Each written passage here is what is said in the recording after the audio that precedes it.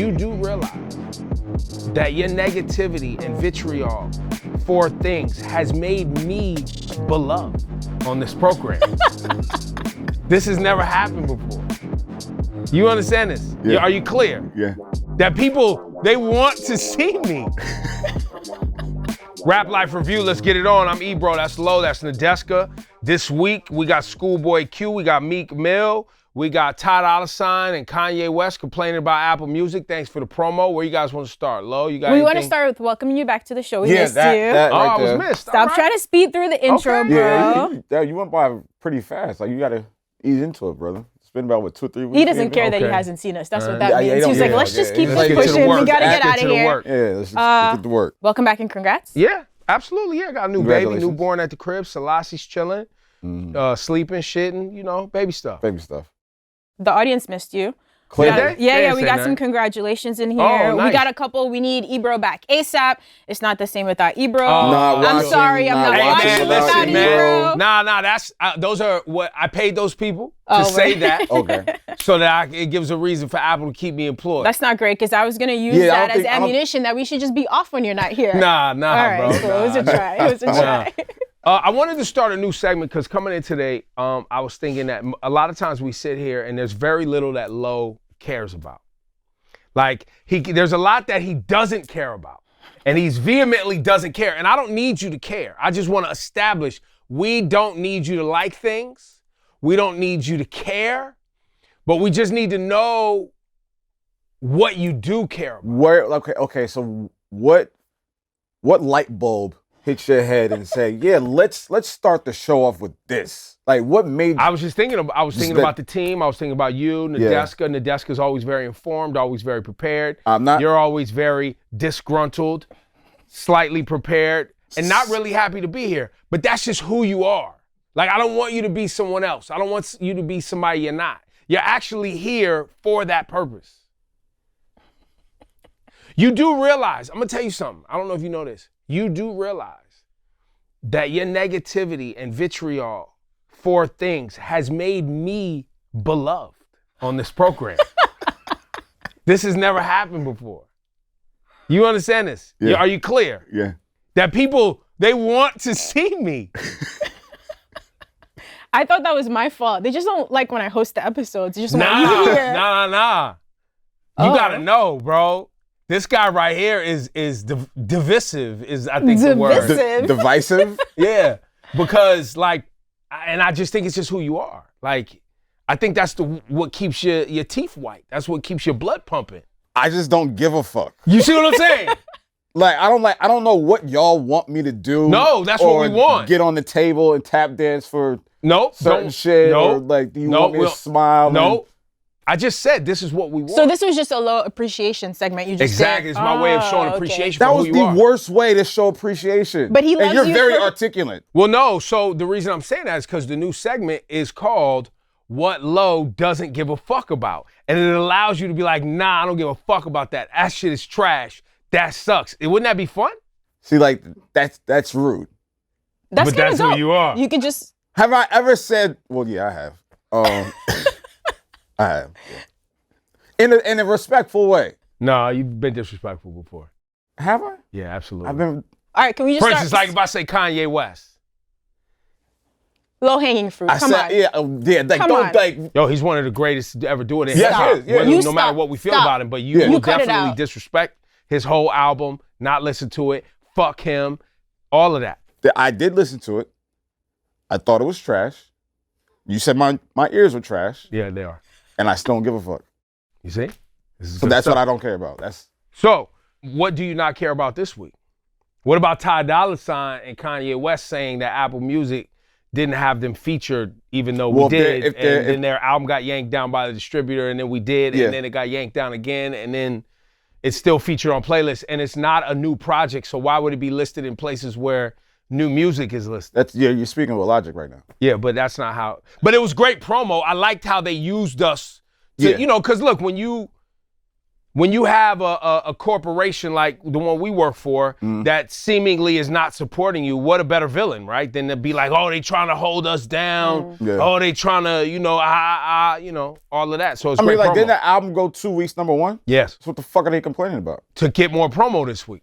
Okay. This is this week's promo. You know what I'm saying? Run. It'll probably go #1 again. They got the #1 song on Apple Music. All right, so what's the bitching about? They need promo, bro. Okay. Like this is how people promo. It's kind of way the rappers start beef with each other and then roll out a single and then it's all wrestling. All right, well, here's your promo. So what don't you give a fuck about this week? Have you heard of anything you're like, yo, that's fucked up, that's stupid, I don't give a fuck about that? That bullshit right there. We'll come back to you. Yeah, come back. All right. Meek Mill's 5-pack. The allegations against Meek Mill, everybody wanted to say them Diddy allegations that were in the thing about him having some relationship with Diddy. That was a big story. Do you give a fuck about that? No, I don't give a fuck about it. What I do give a fuck about is him going so hard on social media to try, like, I get it, trying to clear your name and trying to make sure that people understand that this is not who I am and that, you know, making up these lies and allegations, whatever the case is. It takes away from the music. And I like the project Heathens, you know. That Future joint's crazy. You got a couple. Yeah, it's a cool we heard that joint like in September. Yeah. It's about cool 5 records. I like about 3 or 4 of them. The joint with Fabio is pretty cool. Yep. The Big Boy joint is cool. And the joint with Chanel. Yeah, that's the Future. Yeah, it's the Future one. So yeah, like I just think that like that focus should be there. That focus should be honed in. That focus should be just getting back to the music that Meek makes, progressing with the music he's making. But every time I look up, it's 4 minutes, a paragraph, 18 minutes, a paragraph. And it's just like, fam, like now you get into academics and it's just like, I think he's been wanting to whoop academics' ass. Yeah, but it's getting to a point now where it's like what you were telling Lo.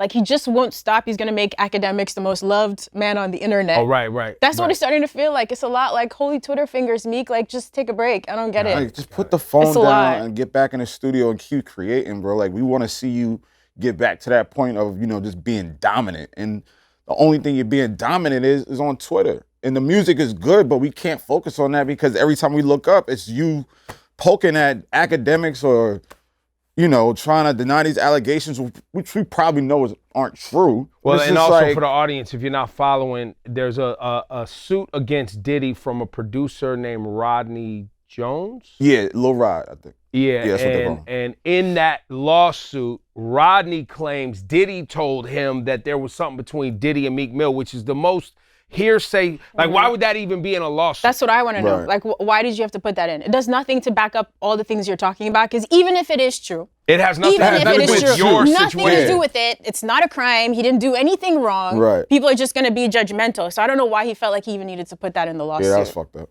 Yeah, so no need. It feels like he targeted him.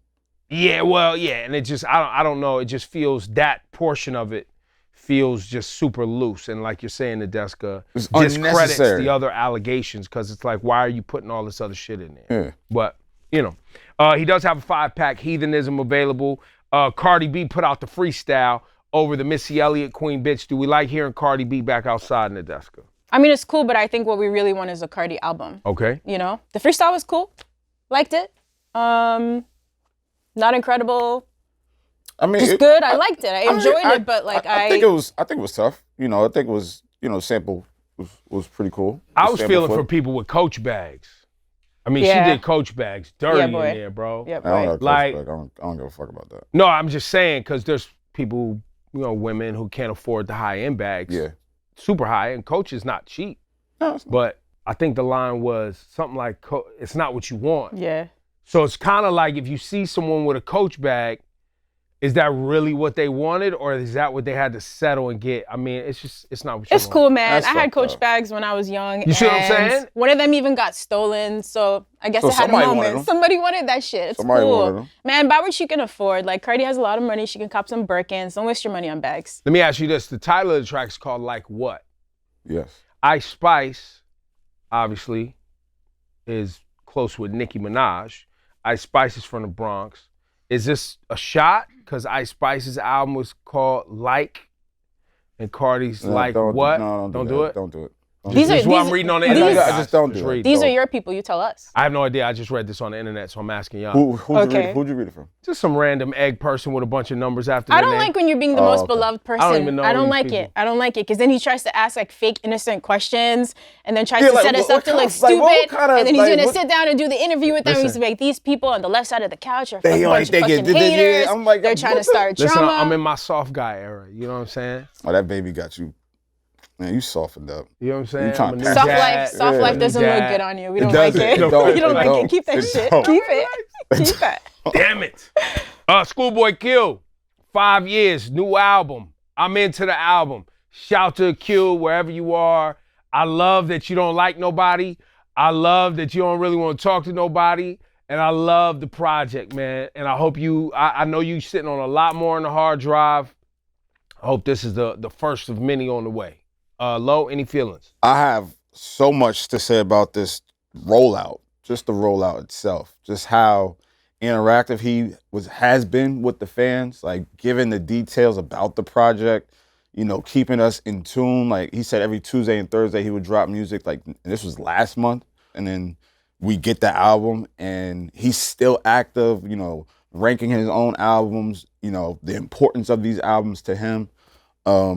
And then just the album itself, like joints like, you know, Thank God For Me, I think that's what it's called. Yep. Ohio, Cooties, Timeless, bruh, like the joint with Freddie Gibbs. It starts off, like that first part of it starts off so smooth and it's not as aggressive as that second part, like the latter of it. And it just flows so well. And I think you had made a comment like, I forgot who made the comment, like if you need 5 years to make an album like this, then fuck it, take 5 years off. And there's a bunch of people that need 5 years off. Here we go. See? To make albums like this. He couldn't even just... Name them. 5? 2 years? 5. Who you want to see take off 5 years? Drake. Who? Drake. Say it louder for the people in the back. Drake knows he needs time off. We're not lost on that. Drake knows he needs Drake time is off. out here paying people's bills right now. I love that. That's what I give a fuck about. He's treating his fans very, very nice. When he's done this before, remember the guys playing he does it a lot. Yeah. I love that. But back to ScHoolboy. Yeah. I mean, I think it's important to talk about why he took 5 years off. Yeah, Not that he took. I mean, there was a couple of COVID years where people were trying to figure out how to move and whatever, but... The things that he was going through personally. Yeah. And, you know. And also him explaining in the fan Q&A online, him saying that like, he was like a little bit nervous about dropping the album because he feels like... The climate, like the algorithms, the TikTok. He feels like he doesn't know where he fits in this place, and it's a little bit scary. By the way, the album is excellent. I agree that it's excellent. That he would potentially hold such a great album just because he feels like the landscape is just so ridiculous right now. That's a little bit scary. Well, I think it's hard. I think what artists are saying, because I've heard this from a lot of artists privately. I'm glad he's saying it publicly, and I hope more artists say it. To know how to find your fans, and then to know like what they want from you. You know what I mean? And I think more artists need to just go out and you don't need a big arena tour. And I know the ego of an artist that has done that before to say, you know what, I'm gonna just go do some small dates, find my fans, connect with them, hear them, they hear me like that. I think artists, y'all gotta get out of the studio. Y'all gotta go on the road. It don't gotta be, too much, just do some spot dates just to connect and be out on the stage. And I think that'll help you find your audience, activate with your audience, and then figure out what people actually want from you as an artist. Some of ScHoolboy Q's tweets we have here, he ranked Oxymoron number 4, his album. He said it was a lot of pop records. It was his choice. He loves Outkast, so he was like, you know what, why not? And he says, I'm still living off this album, literally. And then he said number 3, his third best album was Habits and Contradictions. Mm-hmm. Made his hit the indie hit Hands on the Wheel was one of my favorites. I love There that He Goes, one of my favorite. Yep. There He Go. He had a lot on that album. He ranked Blank Face LP number 2, which was he says after dropping pop records, I didn't want to get boxed in. Was told this album wasn't ready yet. Effed my head up, almost ruined me. Was told that part flopped. Effed my head up, I stayed down. Had so-called first bad week for 2016 standards. And then that part with Kanye West went on like a year, a couple months after that to actually pick up steam. Yeah. Which I think is a great learning for artists, because a lot of times those first week, you know, so much is made out of the first week. It's damn near traumatizing if it doesn't hit or if it doesn't like hit a certain mark that you believe. But we did that as a and really it goes back to the Bad Boy era. Yep. Because before the Bad Boy era, if you've been in this long enough, you would know Tribe Called Quest, Reasonable Doubt. Like none of them sold. Those were not like first week huge numbers, and those are classic albums. And I think I saw ScHoolboy Q tweet this. Oh yeah, he did. He said Under the Blue Lips, he ranked Blue Lips his best album. He says early, but it's how I feel today could change. I mean, y'all never heard me rap like this. Album been done for years. I just didn't know where it would fit in the circus of BS and algorithms, as you just talked about. But he goes on to talk about he did it for the art, he did it for the music, and it shows. Yeah, it literally shows that this is not made for radio. This wasn't made for the club. This was made for me, my core fan base, and the rap heads that surround us. Yeah, and I just love how he ranked his shit and broke it down so thoroughly. Yeah. Because now it's like when you go back and listen to these records, you're like, oh, okay, that makes sense. Mm-hmm. Yeah. You know what I mean? Like, and that's just how this album was presented was fucking beautiful. So shout out to ScHoolboy. Man. Yeah, I think it's crazy that 6 albums in, you could put your best album out. And it's still early, but I feel like I've spent enough time with it where I feel fairly confident saying that. And it's just like the balance of him giving like introspective, I'm growing up shit, here's what I've been through. Yep. And then also just like some cool turn-up records. Even the track with Ab-Soul. Remember the Druggies with Hode series? Yeah. So him looking back on that series, like now I'm clean, now I'm sober, and my life is different. But I could talk about what it's like on the flip side. The shit is like crazy. Like I feel like if this sets the template for 2024, we're in an amazing place. Yeah, I hope more people follow the lead. I mean, look, I think we're going through a weeding out process in hip hop as the business slows down. Labels are laying. I heard there was a lot of layoffs last week. Yep. So you clearly have labels trying to figure out their financial model. That's going to put a lot of artists, rappers who only got in the game to get a quick bag on the outs. Yeah. So they're going to have to figure out another hustle. But artists who do this for art's sake and for the creation of storytelling and music, they have a place. They will always have a place because they're not here for the money, Right. right? And so they'll continue, hopefully, to produce. Their financial expectations will have to be lower. They'll have to be more creative about what they go about doing. But in the many times that this has happened, because it happened in the early 2000s too, with downloading and Napster and the whole industry trying to figure out where it was going, what it did, it pushed, where hip hop belongs. It pushed it back to the streets, it pushed it back to the people, and it made sure that when people put people put something out, they were putting their best foot forward because they had to really, really lean in on creativity and music. So we feel like this is the beginning of a shift? Oh yeah, we're definitely in a shift. It's been going on for a long time, but I think a shift in how the music is presented. A shift in maybe where the I mean, look, you over the last year, you've seen the amount of hip hop hits decline. Yeah. There's been hits, right? Nicki Minaj has hits, Drake has hits. I'm trying to think. Killer Mike just won 3. Like, there's definitely great music being put out, but it's not like, I think we've reached what they call critical mass, where there's too many motherfuckers putting out too much bullshit, and the audience is basically like, who gives a fuck? It's nobody cares. This is today this is my backdrop for my little TikTok vid, but that don't mean I like you, and it don't mean I'm listening to your album, and it don't mean I'm buying tickets to your show. I like your little bop. It was cool for today, and it helped my little TikTok video, which is not a sustainable business model if you're an artist, right? Right? So I think that's also a part of the shift that's taking place, because if you want to be someone that people are going to buy tickets to a show, if you want to be somebody that people are going to listen to an album, and not just listen on the day it dropped, like make that album a part of their everyday and their life. Yeah.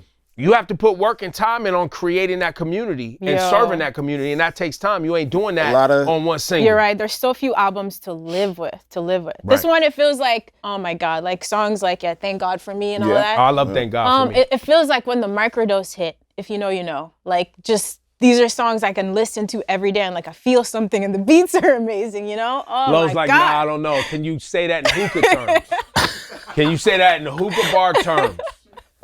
Low microdose is like when you get a fresh bowl. Is that what that's called when they put the fresh little things in there and it's like brand new? That first. It's the first hit. If you know, you know. Yeah. You know what I'm saying? Yeah, kid. Yeah. Thank you, bro. Welcome back. Yo, so once again, shout out to ScHoolboy Q. On that note of the industry changing, Joe Budden on the Joe Budden podcast said this. Y'all ain't gonna want to hear it from me, but the girl rapper wave is over. Damn. Come on. Just telling you what it is. You just said a couple of weeks ago that it was lit. No, I said the cream rises to the top. So Lotto shall remain. She will. Flo Milli shall remain. Got it. Rhapsody will always be there, but she wasn't really a part of. But all of that, go find a girl, send her to Columbia, get it done, put her in the studio with fucking Mike Will or any one of them. All of that, planting the girl in the scene, getting the record, and it taking off, that wave is over. I think labels are looking at it like very few of y'all are selling records. It's too much work to get your coin back. We got to go do brand deals all over the world with y'all. Y'all are expensive. Some of y'all are annoying. And none of these records are working. None of these records are working. Well, and let me get to Cardi B. Cardi B is afraid. And I'm tired of just nobody saying it. Cardi B is scared to come out. It don't take this long to come out. They recently just found every year where she plugged that she was coming, dating back to 2019. It's like 6 different slides in different years of you saying, hey, I have something coming. Even this freestyle was previewed a year ago. For real? Oh, see, I didn't know that. Yeah, I didn't know that. Yeah, she was on live somewhere and played this shit. This ain't new off the stove. Offset the other day in his story. Yeah, I wish my baby would just drop. I thought What that was are part you of the afraid setup. of? Right? And I'm just thinking about how Cardi B has reacted to tweets that she dislikes, just any comment that she disliked. I think that she's afraid to put a project out. Lo, let's start with you. How do you feel about what Joe just said right there? You know, with all due respect, I think it's a pretty asinine comment to make. That this is not a wave. This is a moment. This is almost like leadership. Like, these women are planting the flag, selling more than the boys, making more interesting music more than the boys. More creativity, having more fun, and not giving a fuck. So, you know, Joe, I don't believe that's a fair assessment. You know, some of the music is, you know, twerking and this, that, and the third, but that's the shit that they do. But there are some of these ladies that are really rapping and putting creativity into their music, and it deserves more observation than that. It deserves more of a calling it like the wave is over. Like, nah, it's not. Like, if anything, that shit is just beginning, and it's not going to stop anytime fucking soon. So I think there has to be a little bit more respect put on all these women, not just the Cardi B's and the Nickies. It has to go down the entire line, because that's a long line of women that are making a lot of noise. So I would hope, you would go back and do your homework about it, but no disrespect. Joe ain't going back to do nobody homework. What the fuck is you talking about? I'm just saying, like, come how on, you like, feel about the comment? It's there. Like, no, I mean, it's similar to Lo. I don't know who he was. What was the point of this? Like, who he's? Well, it's what we call in today's media a marketing troll, right? So if you go and say something, as you said, asinine or egregious, or something about something that is very popular, it's gonna get a lot of coverage. Yeah. You know what we're doing right now? Okay. It's kind of what we're doing right now, and what everyone else did when he said it, which was it marketed his podcast. Now he has women angry at him. He's Joe, got, you just people keep coming winning, at my him. friend. The greatest storyteller. He's good at doing that. The greatest storyteller we've ever had in rap. I feel like I don't need to waste my fucking time responding to it. Right. To be honest with you, because then he tries to go, but then Lotto's gonna stay and Rhapsody's gonna stay. Like, it's like what you were just talking. So let me be any fair. truly talented artist, female or not female, they're gonna be fine. If you're spending time on the fucking music and you're doing the right shows and you care, of course, it's not about female or not female. But maybe that's his point. Kind of goes back to what we were saying about the industry changing, right? There is there's a fuckload of music, mostly hip hop, coming out every day. Yes. Right? Yeah. And hip hop music, and this is a detriment, has the lowest barrier of entry probably of any music genre, but obviously has the highest kind of sales and you know, has the most inertia in the game. But it's not hard to get a beat on YouTube, say some rando shit across a beat you got on YouTube. And post it. Get the beat for a $20 licensing fee and throw it up on a, you know, with a TuneCore or whatever for $20 and get it on a DSPs. Like, people do that shit all day. So he just feels like women had this wave that men have had for a long time of just making a lot of bullshit music. Or people or labels commoditizing the woman rapper kind of trend and throwing people into the, you know, into the game that had no business being in the game. They wasn't ready for prime time. Right, he was focusing on, how and I'm just being, you know, because I know he was trolling, right? Like, I know it's 1,000% to get coverage for the podcast, which, you know, that's what he's doing out here. But I do think there's something to be said because there's tons of dudes. This has been happening with dudes forever, for the longest. Right. And then there was a complaint, with women it's more expensive, we gotta do your hair, we gotta pay for your makeup, this and that, there's a lot, fine. So labels started throwing the money behind it. So yeah, if his point is that now we're gonna see more quality female rap, fine. But saying like the whole wave is over, I guess he was talking about this specific thing that you're talking about. But it's not like obviously I'm assuming that's what he was talking about. But I really think it was just because that, he's covering it because it's the most dominant thing happening, as you said right now. It's the most creative, it's the noisiest. The other thing I think to note, women consumers are the best.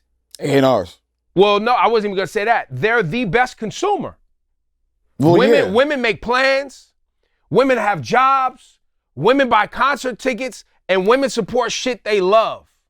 Any successful artist has a nice batch of women who support them. The most, that is it. Think of the biggest artists on earth. Women. The biggest products on earth. Women. It is, they buy stuff. And you know what else they do? They participate. Like, they make sure you know how they feel about shit. Dudes don't go to shows, don't buy tickets in advance. You can't find these, like, where y'all hang out at? Y'all be with y'all girls or y'all be in the basement on your video game. So girls actually, they go buy outfits and they go places and they buy merch. You know what I'm saying? Yeah. That's why, to some of what Joe's saying, it may slow down because the industry's changing. There may be a weeding out process just because there's a shift in the amount of artists that labels are gonna sign, et cetera, et cetera. Right. But if a woman who's a rapper builds her shit and has dope ass records and finds her audience, she's going to be successful. Man, listen, because Rhapsody's coming support. this year, Tiara's coming soon. If you're complaining that there's not quality female rap, it's all there. It's coming. It's coming. But let's see if y'all support and more is coming. Let's see if y'all support. Because quick, fast, in a hurry, and this goes even to the Killer Mike album. The Killer Mike album won 3 Grammys. There was a vast young demographic of individuals who was like, yo, who's Killer Mike? Then y'all actually went and listened. Came back to the internet like, yo, my bad, I'm wrong. Y'all actually have to go listen to music. There's so many podcasts. All of y'all motherfuckers is on the internet giving your opinion on shit, but you're not actually listening to the fucking music. Everyone has a fucking platform to have a convo on some shit. There's so many. If you go through the day and you think about how much TikTok and Instagram and podcasts you listen to, you still never went and actually listened to music and you're wondering why the shit is fucked up. Maybe some of these podcasts will go away. How about that? How about that? Everybody don't need a podcast. Because y'all don't play the music. And we don't give a fuck what you I've think. never had a podcast. So I hope you're not yelling at me.